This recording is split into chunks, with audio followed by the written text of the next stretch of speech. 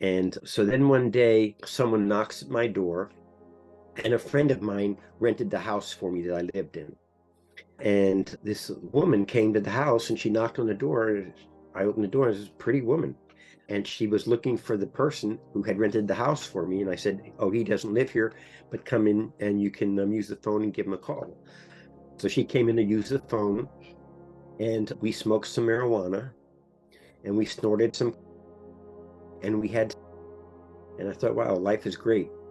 And then we started seeing each other, and she would come and visit me on weekends. And then on one weekend, some friends of hers came to my house, and they said that she was coming to Gainesville for the weekend and she wanted to make sure that I had Coke. So I went with them to get the Coke. And one of them was driving. I was sitting in the shotgun seat, and one of them was behind me. And then all of a sudden, the arm from the back came around, grabbed me around the neck, pulled my head to the headrest, and the guy stuck a gun in my head. And he said, "If you move, I'm going to blow your fucking head off." And then he started going like this and jabbing me in the head with the gun. I got the timing down of his hand moving. I grabbed his hand. I pinned it to the headrest of the car. I moved over. I unlocked the door of the car, and I was going to jump out into the traffic because I thought they were going to try to hurt me and rob me.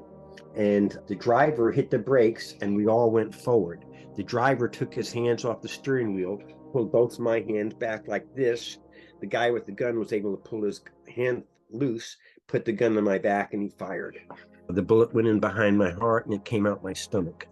And the impact from the bullet took me out of my tennis shoes, and the tennis shoes had 7 laces. The impact was so strong that it left my shoes in the car.